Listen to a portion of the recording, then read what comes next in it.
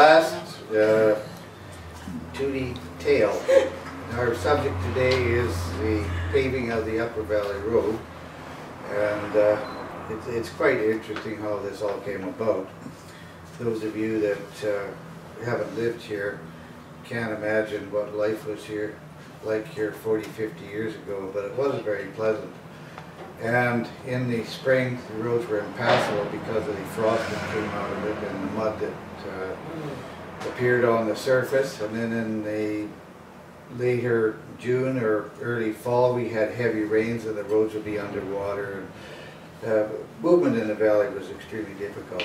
At any rate, we do have a tale about the Upper Valley Road because there were certain circumstances that brought this thing to a focus, and we'd like to just sort of relate this to you. I have to admit that our presentation couldn't contain all of these details and information because you'd be here for 2 days. But so we've abbreviated to give you an overview of just how much effort some of these people put into this particular cause. And it was a cause. So without further ado, history of the road. The Upper Valley didn't see a lot of settlers until the late 1800s. There was some interest in settling as there was talk of a railroad up the Hurley and into the interior. Duncan Morrison had a ranch near Railroad Pass, and he would walk to the post office 15 miles away along the twisty road. The first valley road was built in 1903, but it was poorly constructed.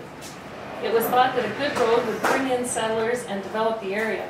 The road meandered and followed the rivers. The first major change was to put the road through the Miller property. The biggest change came in 1946 as a result of the flood protection work. They diked and straightened rivers.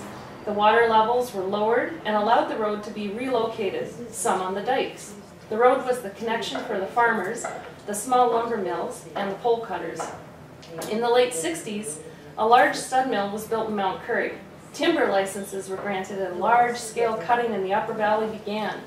This meant a steady procession of trucks. At the same time, the road to Squamish had been improved and paved to Whistler. This also meant that trucks could haul from the bush to the water without using the railroad. It was reported that there was a truck every 3 minutes, night and day, at the busiest time. This traffic created an intolerable situation, and the dust hung in the air like fog, choking the animals and people alike. The only relief came in the winter when it snowed. Everyone suffered from the dust, which covered plants, horses, cars, and crops. Kids got sick, people were choking, nothing was clean. Until Popeye would have put it, "I've had all I can stand, I can't stands no more." The dust would not leave, and visibility on the road was very poor. Driving was risky as the big trucks were not easily seen until the last minute. All residents, including the truckers, feared for their safety when on that perilous drive to Pemberton. Something had to be done. And, as characteristic of the area, someone stepped up to the plate and took charge. That person was Betty Connell. Now, I'd like to tell you a little bit about Betty and the kind of person she was. It will give you some insight into her character and why the government never had a chance. Betty Connell hailed from Ontario. She served in the armed forces during World War II. She was in charge of a supply office and had 30 or 40 girls working for her. She married after the war and sometimes in the 60s moved to Pemberton. She and her husband Neil had 2 children, Kathleen and David. They settled up the valley on a small farm by Michael Ross's and had the usual chicken, pigs, and cow. And their pig was let to grow, and he was the size of a cow, and I didn't know that pigs didn't stop growing. Over the years, they planted asparagus and sold the product in the spring. Her husband worked for the Highways Department and drove taxi cab at night. Farms are expensive to run, and Betty took a job as library assistant in high school. Her office managing skills were put to good use as she managed the library and looked after the books. Later on, she became a school secretary and had the job until she retired.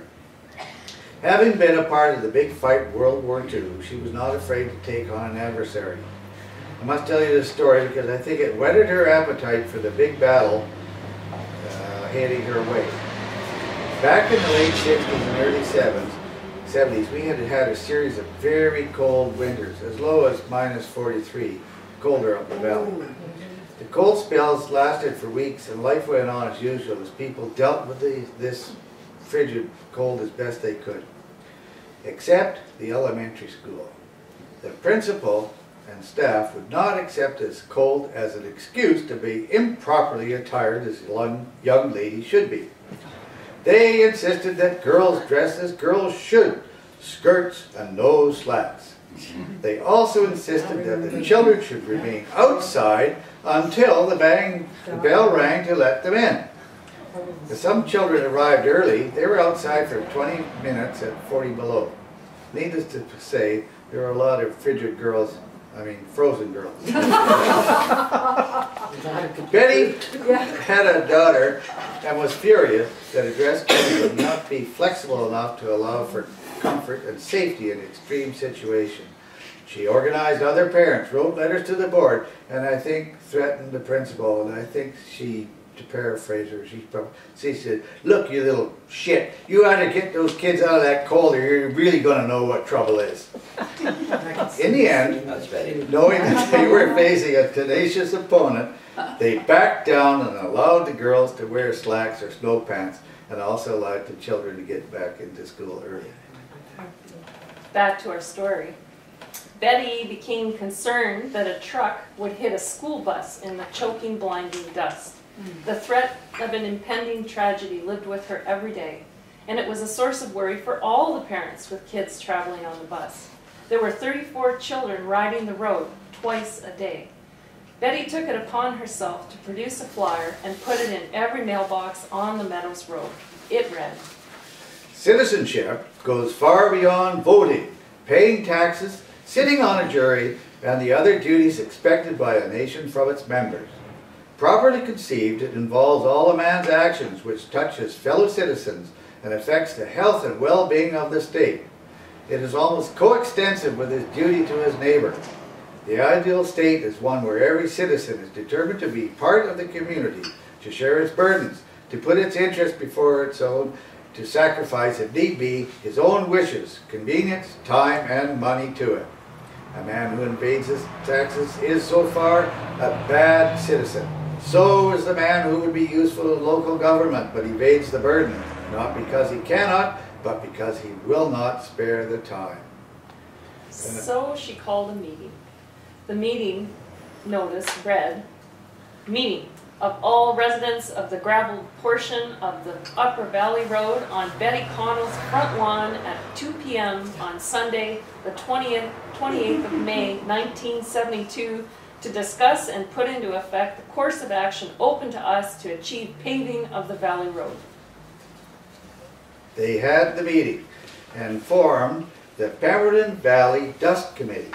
The members were Betty Connell, Dorothy Ernst, Tony Spetafor, and Mary McCubbin. Gus Stewart agreed to act as chairperson of the committee as Neil worked for the Highways Department and the committee did not want to jeopardize his job. Brian Ross agreed to act as liaison for the logging companies. Doris Van Beem counted the logging trucks and came up with the statistic that there was a truck every 3 minutes, night and day. An analysis of the dust by a local landowner, Dr. Dill, showed a level of 27% silica. Acceptable levels of silica in a mine were only 7%. Eldon Talbot took pictures from his helicopter of the 20-mile dust cloud. These were copied and sent to the Ministry of Highways, the MP, the MLA, and anyone who counted.